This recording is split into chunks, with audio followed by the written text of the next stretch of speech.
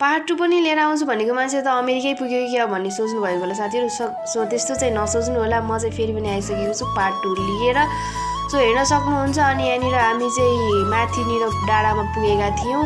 अनि यहाँनिर यस्तो नजारा यस्तो भ्यू देखिएको थियो, हेर्न सक्नुहुन्छ। यहाँ चाहिँ शान्त वातावरण, एकदमै शीतल हावा पानी सबै छ है गाइजहरू। एकदम रमाइलो लाग्यो मलाई चाहिँ। अनि यहाँनिर यसो भिडियो बनाऊँ त भनेको क्यामेरा क्वालिटी फेरि लास्टै लो छ क्या मेरो। अनि यहाँनिर यता आएर बसेको थिएँ, साथीहरू चाहिँ उता के भिडियो फोटो खिच्दै थिएँ। अनि म चाहिँ एकदम प्यारासुटहरू उडेको हेरिरहेको थिएँ, एकदम डर पनि लागिरहेको थियो मलाई। सो अब हामी यो डाँडाबाट मुक्त भएर तल झर्दैछौँ साथीहरू, हेर्न सक्नुहुन्छ।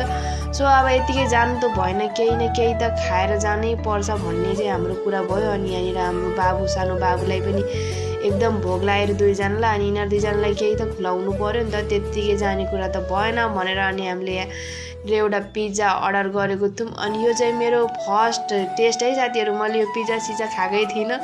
सो मैले फर्स्ट ट्राई गर्दैछु। अनि सुरुमा त कस्तो कस्तो भइरहेको थियो। मलाई फेरि यो बाहिरको खानेकुराहरू खासै मन पर्दैन, मैले खाँदा पनि त्यति खाँदैन। मैले खाने भनेको नुडल्स मात्रै हो, अरू मैले केही पनि खान्न खासै।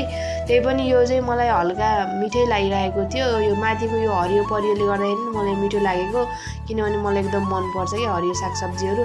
अनि हेर्न सक्नुहुन्छ फाइनली खाइसकेका छौँ। मिठो भएको थियो। सो मिठो नै थियो, तर यहाँनिर महँगो चाहिँ एकदमै थियो। मोमोलाई मात्र 350 तिरेको गाइजहरू होइन। अब यस्तो ठाउँमा महँगो नहुने त कुरै हुन्न, किनभने यस्तो डाँडामा छ। त्यही भएर अब यस्तो ठाउँमा महँगो त हुन्छ, यो हामीले नै बुझ्नुपर्ने कुरा हो। तर धेरै नै महँगो गर्नुपर्ने हुँदैन, ठिकै गर्नुपर्छ होइन। तर ठिकै हो, अब जे भयो नि खाइयो साथीहरू। मलाई ठिकै लाग्यो यसको टेस्ट। अनि हामी यहाँनिरबाट बिदा भएर फर्किँदैछौँ। फेरि भेटौँला नेक्स्ट भिडियोमा। अहिलेको लागि बाइ बाइ साथीहरू। Thanks for watching guys.